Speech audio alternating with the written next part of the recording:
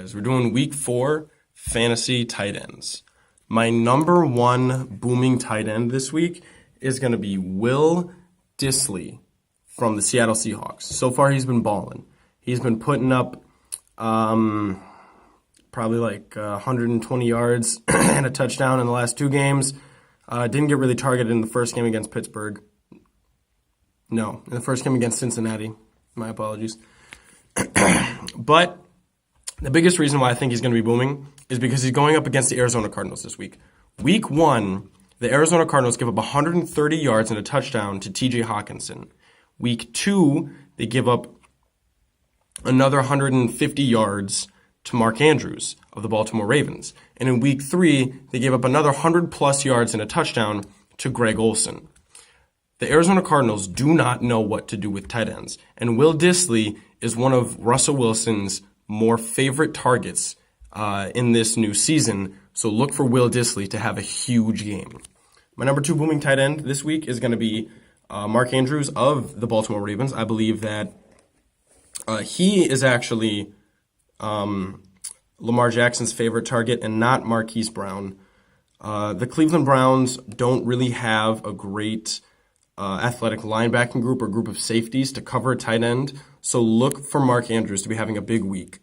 Another potential booming tight end is going to be Austin Hooper of the Atlanta Falcons. I think that him and Julio Jones this week could combine for 300 total yards and a few touchdowns. I think that Tennessee has a really good defense. They're completely going to shut down the running game of Devonta Freeman and Ito Smith. And I don't think that Calvin Ridley and Mohamed Sanu have what it takes to go up against this group of veteran defensive backs like Austin Hooper. And then my last sleeper candidate for booming tight end is going to be TJ Hawkinson. I've got some faith, a little bit more faith in him than I do in the other targets on Detroit. In terms of, I think he's going to be favored because I don't think Kansas City has a real great tight end coverage scheme.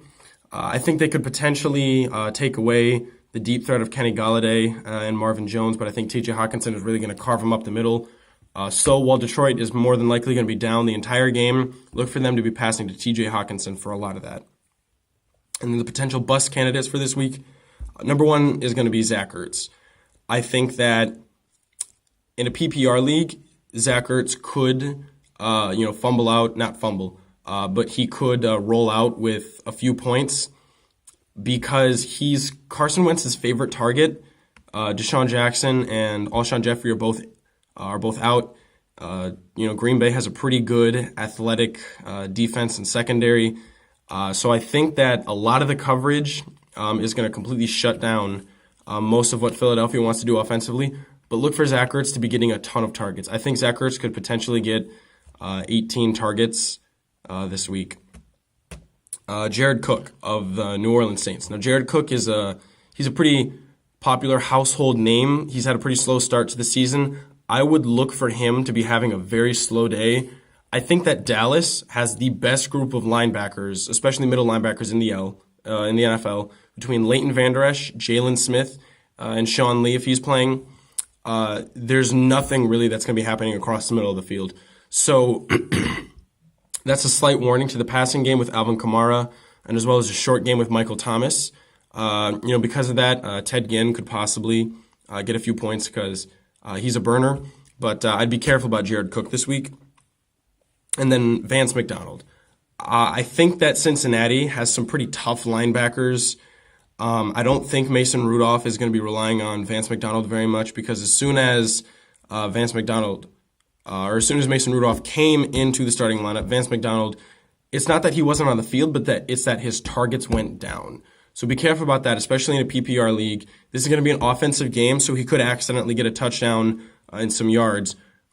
But I don't think it's in the game plan for Vance McDonald to have a big game this week.